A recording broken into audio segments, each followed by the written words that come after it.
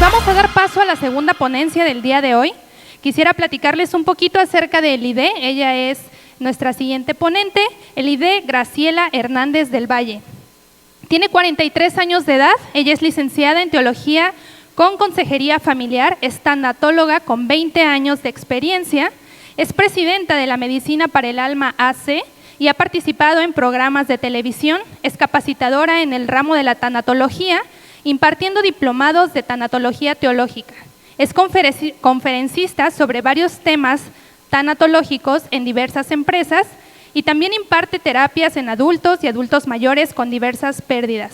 Dirige un grupo de personas de la tercera edad, participa en consejerías bíblicas en grupos eclesiales y dirige un grupo de sanidad basado en el programa del pastor Rick Warren. Les pido por favor que la recibamos con un fuerte aplauso. Bienvenida. Gracias. ¿Ahí me escucho? ¿Sí ya me escuchan? ¿Sí? ¿Bajito? Ok. ¿Ahí estamos bien? Me da mucho gusto ver a muchas que conozco de aquí. Gracias. Ok, pues bueno, gracias a todos los que están aquí.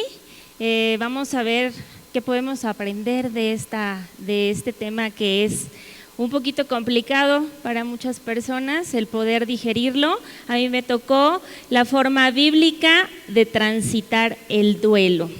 ¿Alguien ha escuchado algo de qué es el duelo? ¿Alguien que me quiera decir? Que levante su manita. A ver allá.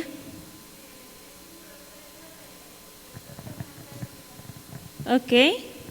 Es cuando perdemos a un familiar, pero también puede haber duelo por separaciones o alguna situación sentimental o emocional donde nos separamos de algo que amamos. Gracias. Bueno, pues vamos a iniciar, a ver si sé manejar esto, Ahí está. Iniciaré por la parte que han estado hablando ahorita de qué es la muerte y dice que solamente es un cambio de presencia. E incluso Elizabeth Kubler-Ross, que es la madre de la tanatología, ella no conoce del Señor, pero fíjense lo que decía. La muerte es un pasaje hacia otra forma de vida y nos hace comprender que la experiencia de la muerte es casi idéntica a la del nacimiento, y el pastor nos compartía esto, ¿no? Puesto que se trata del inicio de otra existencia, el paso a un nuevo estado de conciencia. Hasta las personas que no conocen en el Señor y que no saben de la vida eterna, saben que la muerte no es el final, sino el principio de algo eterno. Simplemente por eso es que la muerte solo es un cambio de presencia. Dejamos la presencia física para transformarnos en una nueva presencia. ¿Sale? Ay, ya me regresé. Ahí está. También nos dice que es la muerte es simplemente dejar el cuerpo físico como una mariposa que emerge de su capullo. Es una transición hacia una forma de existencia diferente y nos dice, no es el final de todo, la muerte es una transformación. Y en la misma Biblia nos habla que esto estos cuerpos son como campaña, como casas de campaña que son temporales. Y entonces al ser una transición vamos a transformarnos en un cuerpo que nunca va a morir y que nunca va a enfermar. ¿Sale? ¿Sí? ¿Sabían que existen 3 tipos de muerte? Bueno, pues ya nos estamos enterando. Nosotros estábamos hablando ahorita de la muerte física, ¿ok? Que es la que decimos es un cambio de presencia y todos conocemos que es la muerte física. Sin embargo, también podemos tener muerte emocional. ¿En qué momento? Cuando estamos a lo mejor en depresión, cuando estamos en ansiedad, cuando ya no tenemos ganas de vivir, cuando estamos en desesperanza, cuando a veces incluso hay personas que están teniendo ideaciones suicidas. Se encuentran en una muerte emocional. Y también existe la muerte espiritual, que evidentemente es cuando estamos alejados del Señor, cuando nos hemos alejado de la fe o cuando ni siquiera la conocemos. Y existe miedo a la muerte. Pero no es algo de ahorita. Fíjense. En el Salmo 55:4 David nos decía: siento que el corazón se me sale del pecho, el miedo a la muerte me domina. Así que si de pronto en algún momento hemos sentido un poco de miedo, un poco de incertidumbre hacia la muerte, no hemos sido los únicos. ¿Ok? Y bueno, las muertes también provocan pérdida. Acá la hermana nos compartió, los tanatólogos no solo vemos las pérdidas por muerte, sino por todas las pérdidas que a lo largo de la vida sufrimos. En realidad, la vida es lo último que perdemos, pero a lo largo de nuestra historia perdemos gran cantidad de cosas. ¿Y qué es la muerte? Es algo que teníamos o que poseíamos y que ahora ya no es más, ya no está. ¿Ok? Puede ser la salud, puede ser si un ser querido que murió. Ahorita vamos a ver aquí algunos ejemplos. En la primera de acá es pérdidas económicas que podemos estar sufriendo, pérdida de la autoestima, en medio, en la de hasta allá, pérdida de un ser querido, ya no tenemos, ¿no? Alguien que ocupe ese marco. Aquí pérdida de alguna propiedad, pérdida de la salud, pérdida del trabajo, pérdida de algún miembro de nuestro cuerpo, pérdida de alguna mascota o pérdida de algún matrimonio. Entonces, hay gran cantidad de pérdidas que día a día nosotros experimentamos. ¿Sale? Y las pérdidas nos causan dolor. ¿Sí sabían, no? ¿Sí han experimentado pérdidas que nos han causado dolor? ¿Sí? Ok. Y nos puede causar obviamente dolor físico. ¿En qué sentido? Cuando tenemos una enfermedad, ¿no? Hay muchas enfermedades que son bastante dolorosas. Pero también las somatizaciones. ¿Qué son las somatizaciones? Cuando las emociones han permanecido por gran cantidad de tiempo dentro de nosotros, comienzan a somatizarse, convirtiéndose en dolores físicos, ¿ok? Y entonces eso nos va a causar un dolor físico. Pero como les repetía también hace ratito, existe la muerte emocional. Y también nos va a causar dolor emocional las pérdidas cuando estamos en depresión, en desesperanza, en angustia o en ansiedad. Y también existe dolor mental, que es ocasionado por alguna enfermedad mental.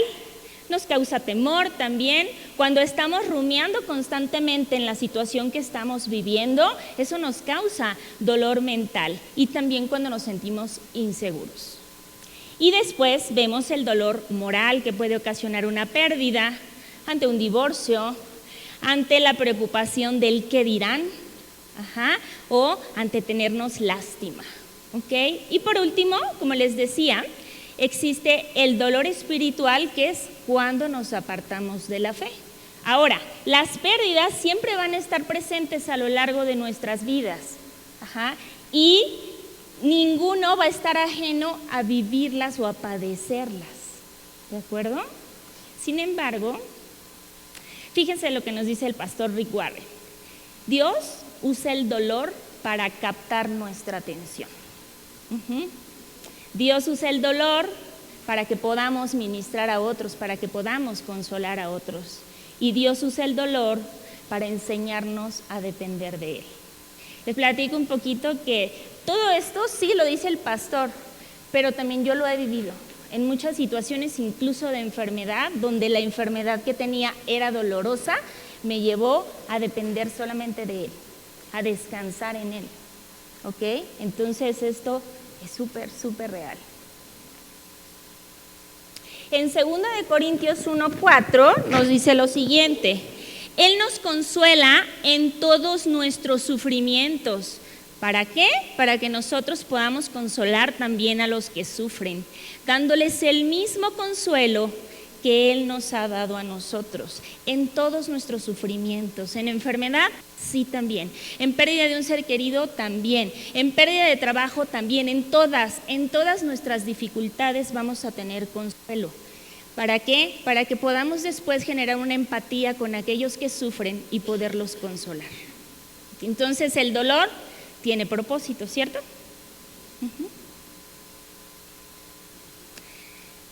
Lewis nos dice: Dios nos susurra en nuestros placeres, nos habla en nuestra conciencia, pero nos grita en el dolor.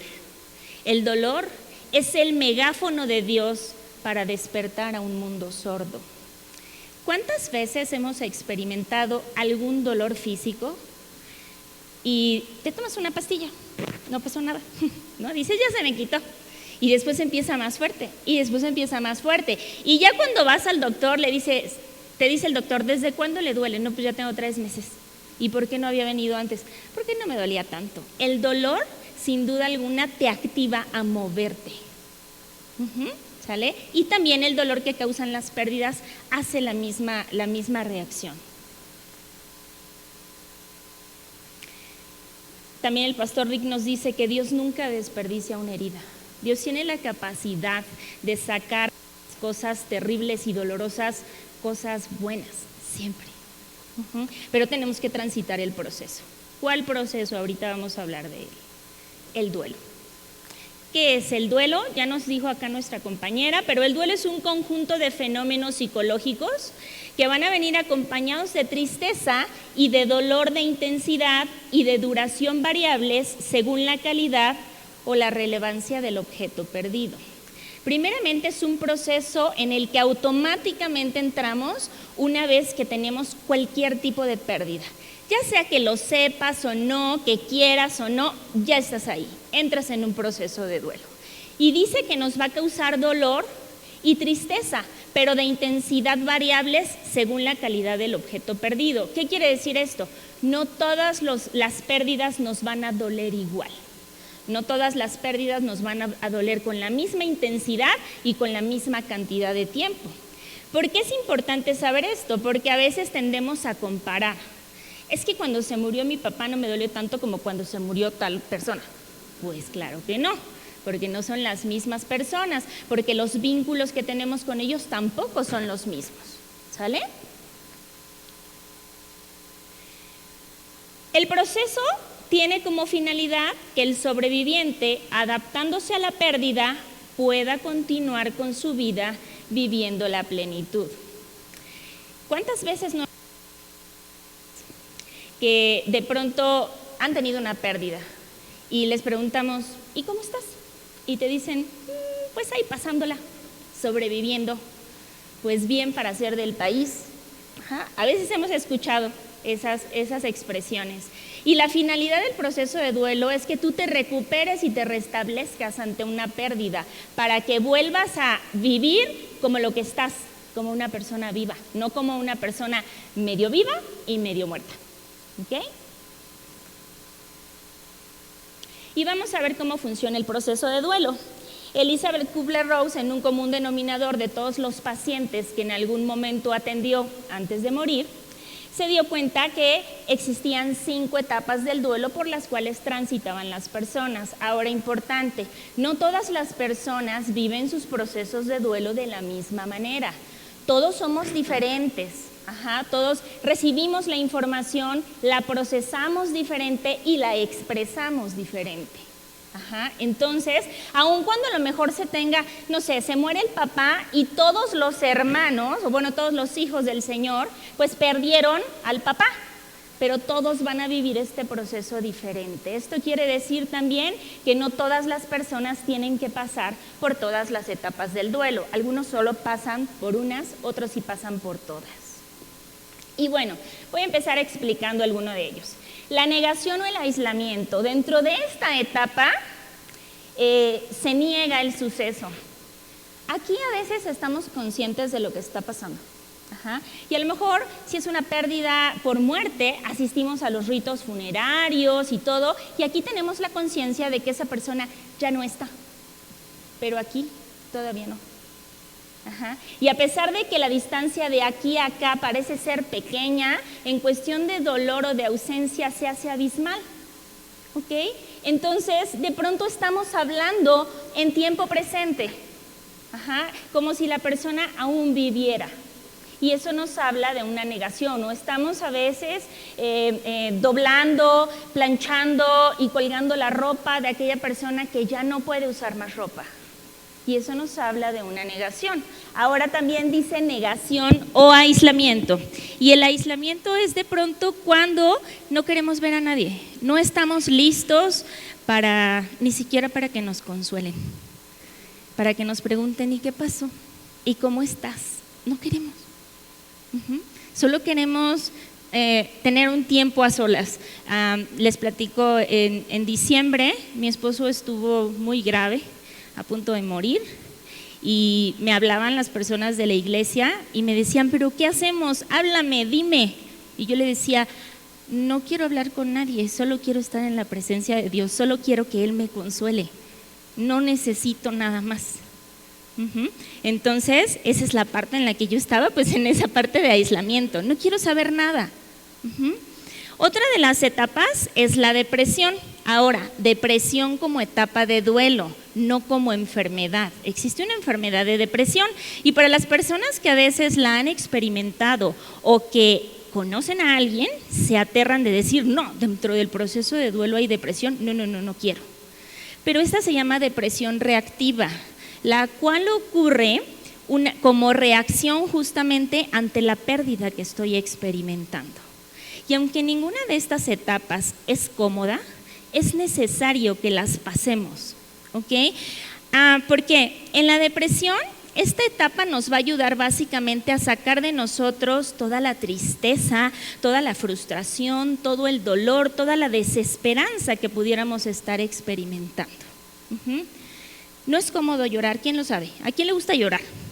Que digas, ay, me gusta, ¿no? Se hinchan los ojos, luego duele la cabeza, pero ¿qué creen? Elizabeth Kubler-Ross dice algo muy bonito acerca de por qué tenemos que llorar en esta etapa. Dice, las lágrimas son de agua porque lavan la herida y son saladas porque la sal cicatriza. Entonces necesitamos llorar para que las heridas que se quedaron aquí dentro sanen. Y eso lo hacemos en la etapa de la depresión. Después viene la etapa de la rabia. En la etapa de la rabia, esta puede ser inespecífica e incontrolable. De pronto te despiertas y es como, nadie me vea, nadie respire. O sea, estoy enojado. Claro que si eso se convierte en un estilo de vida, ya no es etapa de duelo. Pero aquí podemos estar enojados por nada y por todo, incluso con todos, con la persona que falleció, por haberse ido, por haberme dejado un dolor, con el gobierno, con los doctores, incluso con Dios. Y Dios no deja de amarnos por eso, porque sabe que nos está doliendo. Y después viene la etapa del regateo. El regateo, pues es una negociación. ¿Y qué se hace dentro de esta etapa de duelo? Es hacer algo para conseguir algo a cambio. ¿Cómo qué? Hay muchas personas que están apartadas de la fe o que nunca han estado en la fe. Y en la etapa del regateo dicen, no, sabes que si voy a ir a la iglesia, si voy a empezar a leer mi Biblia, si voy a diezmar, si voy a conseguir un poco de entendimiento, un poco de calma. Otras personas acuden a terapia, esa es una especie de regateo también. Voy a ir para que me ayuden a entender un poquito lo que me está sucediendo.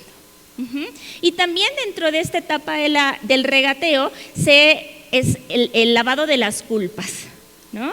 Estoy haciendo cosas para sentirme un poco mejor, cosas que a lo mejor no hice en el tiempo que debí de haber estado haciéndolas. Entonces, en estas 4 etapas la persona puede estar oscilando el tiempo que necesite. Para cada persona es un tiempo diferente y a veces se va a encontrar en una y después en otra y después en otra, y literalmente tiene que transitar en ese proceso hasta que literalmente, perdón por la palabra que voy a decir, pero vomite todo el dolor que tiene. ¿Por qué? Porque una vez que sale a la etapa de la aceptación, ¿qué es la aceptación? No es decir, ay, qué bueno que me dejó, ay, qué bueno que se fue, ay, qué bueno que se murió. No es eso, sino es hablar de las cosas con las palabras que son, porque muchas veces en la negación, las personas, por ejemplo, en una situación de muerte, dicen, pues lo que le pasó a mi papá. ¿Qué es lo que le pasó? Ese accidente que tuvo. No, se murió. O sea, la palabra decir se murió o muerte, no. Entonces, la aceptación llega cuando puedo hablar de las cosas sin negar nada, con las palabras correctas, sin ya aislarme, sin ya sentir dolor, sin ya tener rabia y sin ya no sentir culpas. Y además, haber aprendido. ¿Qué aprendí con esta ausencia? Porque, como lo vimos hace ratito, el dolor nos trae aprendizaje. Pero hay personas que luego no quieren aprender y luego les duele más. ¿Cómo vamos a transitar el duelo de una forma correcta? Pidiéndole ayuda a Dios. Es lo primero que debemos de hacer. Sin embargo, muchas veces corremos en sentido opuesto al Señor, porque decimos, me fallaste, ¿dónde estabas? ¿Por qué no me ayudaste? Si yo soy buena persona, si yo voy a la iglesia, si yo diezmo, ¿por qué no hiciste algo? Pero esa brecha en la que corres en sentido contrario a Dios, eso se llama sufrimiento. Entonces, lo primero que debemos transitar un proceso de duelo correctamente es pedirle ayuda a Dios. Orar. Y nos dice la Biblia que conoce nuestros pensamientos, nuestros sentimientos, nuestras emociones, lo sabe todo, nos lee perfectamente, pero necesita que le expresemos lo que estamos sintiendo. Y por ahí te desahogas, ¿no? Entonces es importante orar porque te desahogas, porque hablas con el Señor y porque algo pasa como un rocío que cae en el pecho que te da consuelo. Ahora, también es importante leer su palabra. Muchas veces estamos ante una pérdida y lo que menos quieres es ni hablar con Dios y tampoco quieres saber lo que tiene para decirte.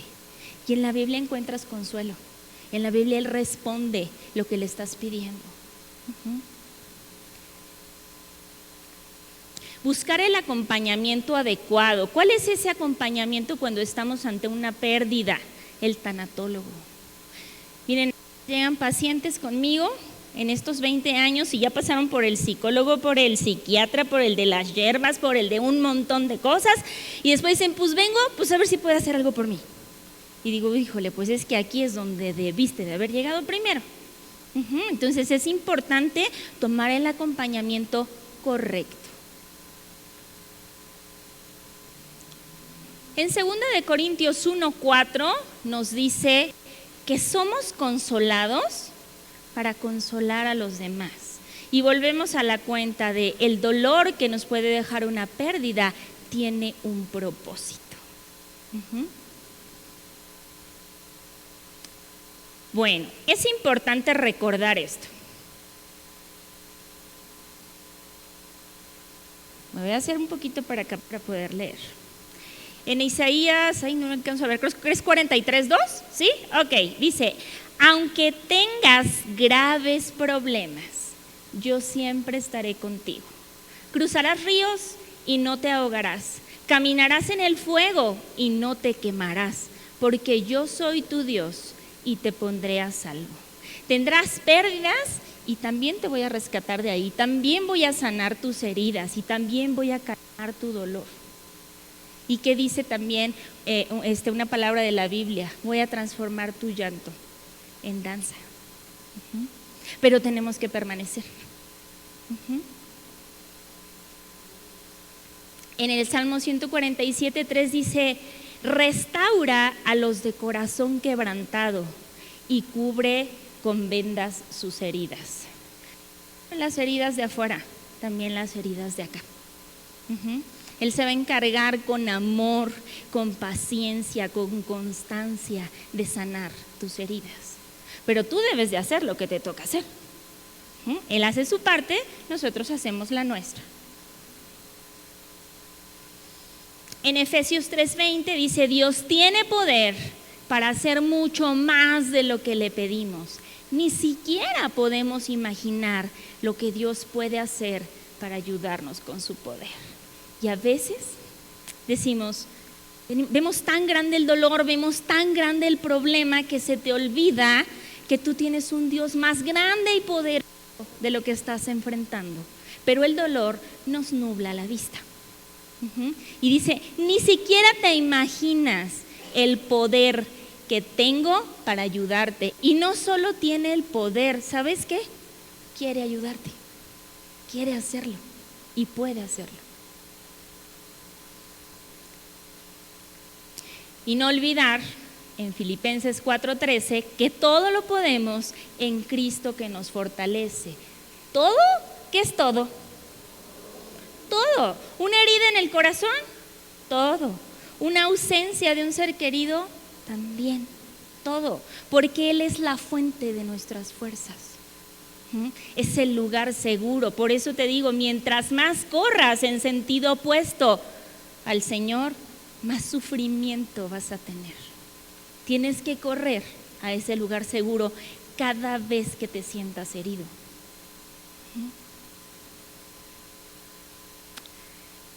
El pastor Dante Gebel dice esta frase: muere viviendo para que la muerte te sorprenda vivo. ¿Cuántas veces estamos medio vivos y medio muertos y a veces decimos, ay Señor, ya llévame? ¿No? Tienes que vivir como lo que estás ahora, como una persona viva. Sí, a lo mejor con heridas, pero nada que el Señor no pueda restaurar y nada que el Señor no pueda sanar. Y antes de terminar, a mí me gustaría hacerte estos 3 cuestionamientos. Si tienes dónde anotar, sería bueno que anotaras o tomaras una fotografía para que nos lleváramos esta reflexión a nuestra casa. ¿Qué tan diferente será el mundo cuando tú ya no estés? ¿Te has puesto a pensar en eso? Porque también nosotros vamos a morir. Eso es algo seguro y lo veíamos. Es tan normal como nacer. De hecho, te voy a decir, el primer día de tu nacimiento es un día menos de tu vida. Desde que naces empiezas a morir. Y va en cuenta regresiva. ¿Ok?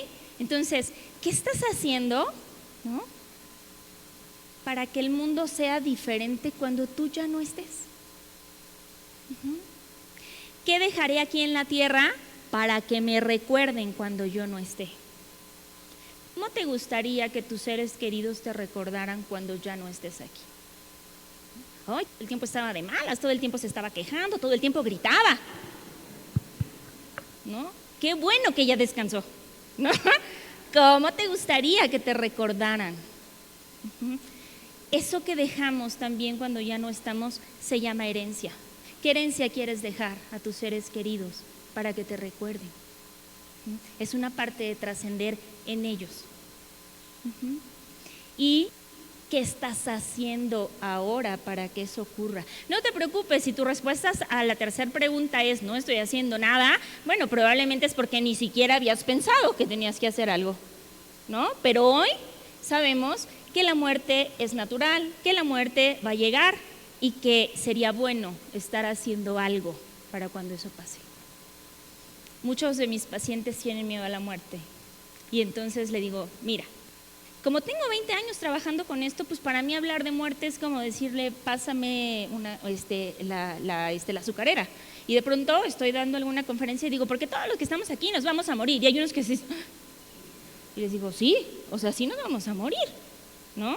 Y si le tienes miedo a la muerte, de todas maneras te vas a morir. Así que es mejor ya no tenerle miedo y disfrutar de lo que tenemos aquí, de las bendiciones que Dios nos está dando, porque ese es el lugar seguro al que vamos a llegar. Pero no te olvides de llevarte estos 3 cuestionamientos y verdaderamente pensarlos, responderlos, pero más que eso, llévalos a la práctica. Empieza a hacer hoy algo para que cuando tú mueras no hayas pasado desapercibido.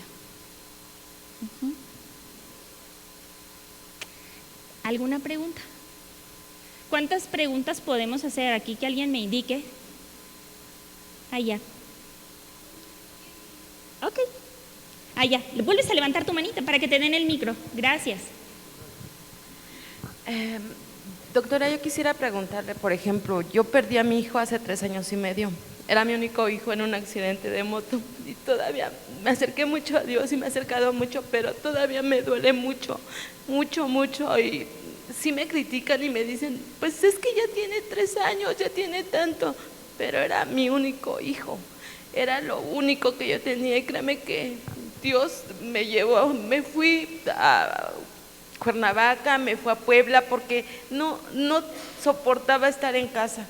Entonces tuve que salir, me fui, conocí a pastores, conocí a pastores, pastoras que me abrigaron, me dieron techo y la verdad pues me puede porque nada más éramos él y yo. Yo era mamá soltera y nada más siempre fuimos él y yo. Y de repente en un accidente de moto perdió la vida y hasta hoy todavía le pido a Dios que me ayude para sanar. ¿Cuál es tu nombre? María del Socorro. Socorro, el proceso de duelo por muerte de hijo es normal hasta 6 años posteriores a la muerte. ¿Por qué? Porque es la pérdida que se considera más devastadora que sufre el ser humano. Lo importante aquí es, sí, muchas personas pues pueden juzgar y decir, ay, pero pues ya te debiste de haber acostumbrado y todo, pero aquí lo importante es que te lleves esto y que veas los pasos. Sí, ya has hecho varios, pero a lo mejor te falta el acompañamiento tanatológico para que te ayuden a poder aceptar ese proceso, que por supuesto que no es nada fácil, pero si tu tema es como de me critican porque ya tengo tanto tiempo, estás en un tiempo adecuado todavía para tomar ayuda. Ah, ok. ¿Sí? Gracias, doctora. Gracias. Acá, por favor.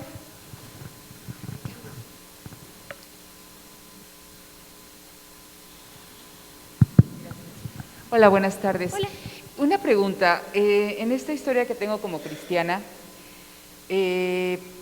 siempre dicen, por ejemplo, cuando alguien sufre una pérdida de cualquier índole, que no vayas al psiquiatra y que no vayas al psicólogo, que porque Dios todo lo cura y que tú tienes que tener la fe ferviente en que Dios te va a curar.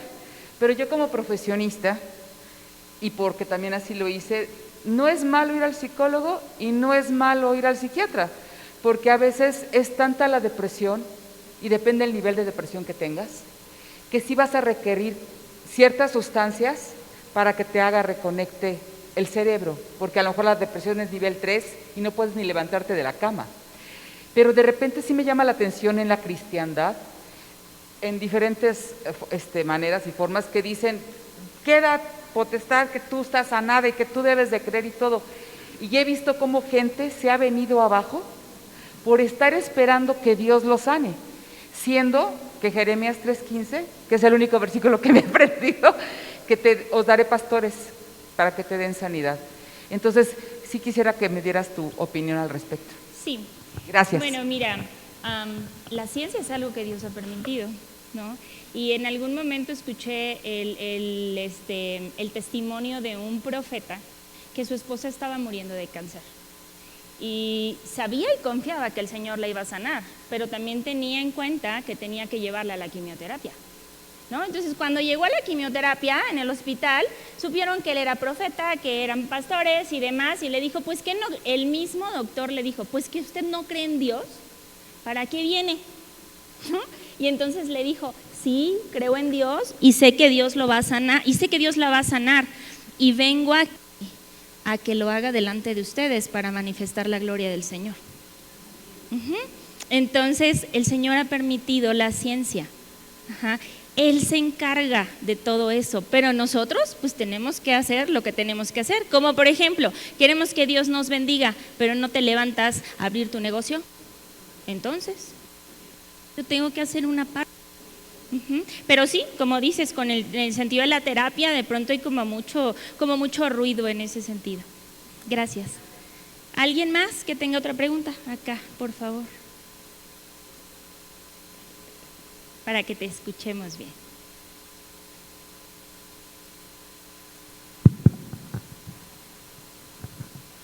Bueno, yo soy cristiana y mi familia es cristiana, pero tengo mi hermano de carne, él no es cristiano, es católico, mis papás fallecieron, mi mamá fue un proceso muy duro, yo lo he ido superando pues a través de la fe, de estudiar y de todo esto, pero él no lo puedo sacar adelante y se está volviendo como acumulador, se enojó con Dios.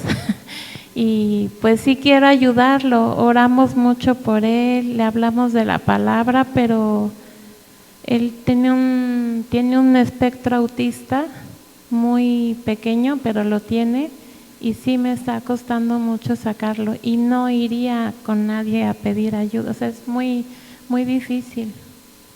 Ok, bueno, primeramente te estás llevando una carga que no es tuya.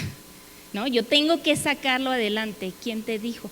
No tienes que, ¿no? Es como de pronto a veces ponernos en esa posición de Dios. Yo voy a hacer por ti y tenemos que dejar que Dios actúe. Si bien ahorita a lo mejor el dolor lo ha apartado del Señor, tú estás haciendo lo correcto, no en creer que tú lo vas a rescatar, sino dices, yo estoy orando por él. Y las oraciones nunca vuelven vacías, entonces sigue orando por él para que Dios le muestre y para que Dios lo lleve a pedir ayuda, y quédate atenta para cuando levante la mano y diga auxilio, entonces sí, ya, lo llevas, pero no es tu responsabilidad, porque además tú también tuviste la misma pérdida.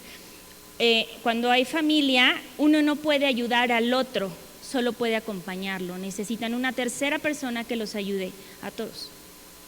¿Sí? ¿Alguna otra pregunta? Allá, hasta atrás. Gracias.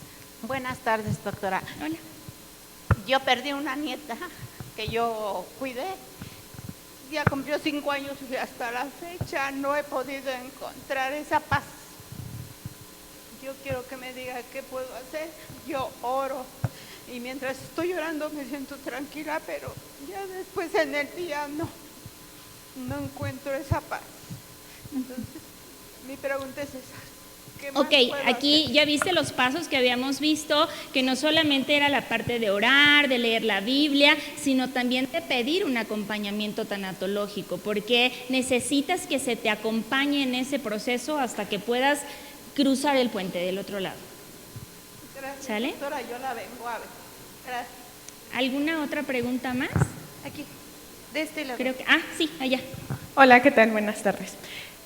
Yo perdí a mi papá hace 5 meses, entonces estoy todavía como que en una revoltura de muchas emociones. Yo no vivía aquí en Ciudad de México, la pérdida de papá me hace regresar aquí nací, me hace regresar. Y tengo muchos ánimos de salir adelante, he buscado mucha ayuda en redes. Y justamente todos llegan al punto en que hay que buscar un acompañamiento. En este caso yo llevo los mismos 5 meses aquí en Ciudad de México y no tengo como una red de apoyo, ¿no? Tal cual alguien como a quien contarle, ¿no? Todo lo que estoy pasando. Y económicamente pues también nos dejó pues devastados esta pérdida, fue mucho dinero lo que se gastó, fue un accidente. Entonces a mí me gustaría saber si hay alguna fundación tanatológica a la que pueda pues yo acudir. Yo soy mamá soltera, entonces yo me siento con esa responsabilidad, no nada más de salir adelante yo, sino también de sacar adelante a mis hijos, porque pues siento que los tres, como tengo 2 hijos, como que perdimos no nada más a papá y a un abuelito, sino perdimos también una casa donde estábamos, perdimos amistades de donde vivíamos antes y como que se perdió todo. No conozco alguna, de momento, alguna fundación de tanatología, pero toma mis datos y escríbeme, ¿sale? ¿Sí? Por nada. ¿Alguien más? A ver acá, por favor.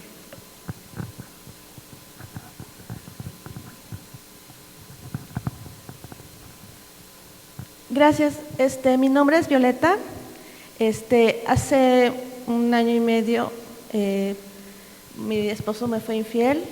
Mi esposo era cristiano y bueno, empezamos a asistir a un psicólogo y bueno, pero nos propuso lo de la separación saneadora. Entonces ya precisamente el próximo mes cumplimos 1 año de ya estar separados físicamente, o sea, ya él vive por otra cuenta. Yo tengo ya 2 hijos mayores. Entonces, pues ya este fin de semana me pidió el divorcio y yo le dije que sí. En mi caso, por lo que estaba comentando ahorita, que luego uno va al psicólogo y lo que uno necesita es el tanatólogo.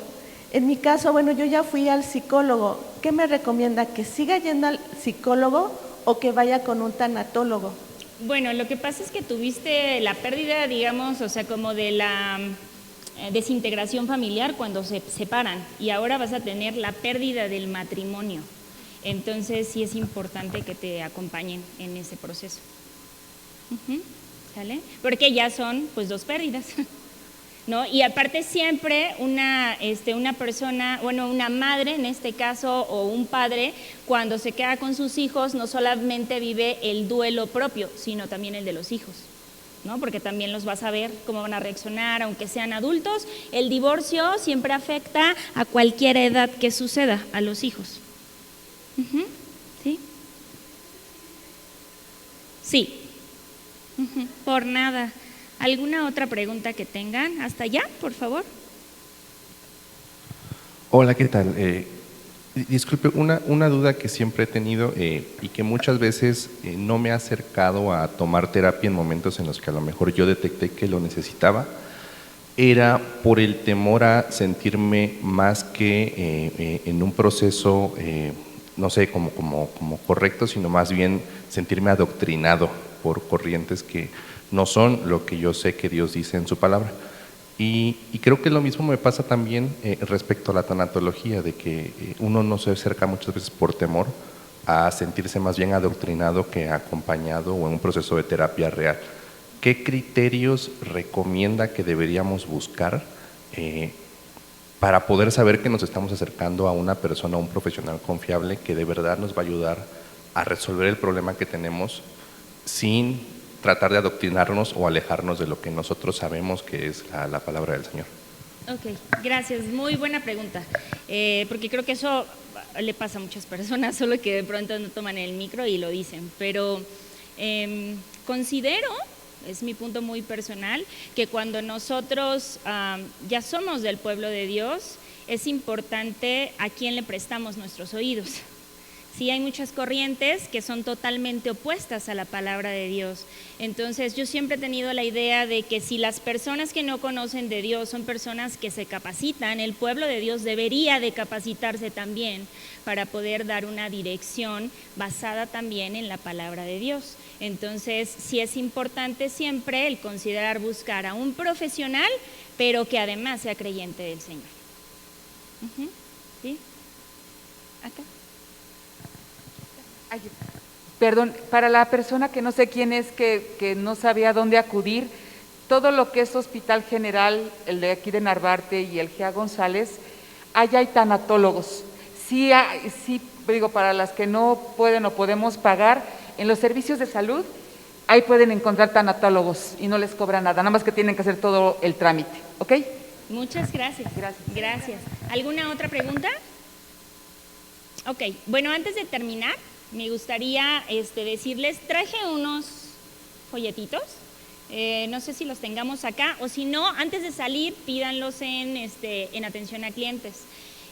Como ya ahorita que me presentaron, capacito personas dando diplomados de tanatología teológicos, justo para preparar personas para el pueblo de Dios y que en cada una de las iglesias pueda existir una persona que pueda darte este acompañamiento. Recién acaba de empezar, pero en la parte de acá atrás, bueno, además de que conoces todos los servicios que tenemos, en la parte de acá atrás es un cupón de inscripción, 50% de descuento en la inscripción, así que si te interesa, pide uno a la salida. Dios les bendiga, muchas gracias.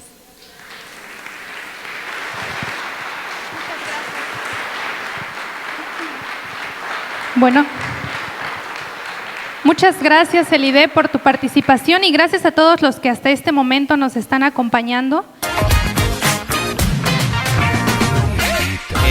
Librería Maranata, ¿alguien sabe cuántos años cumple este 2024?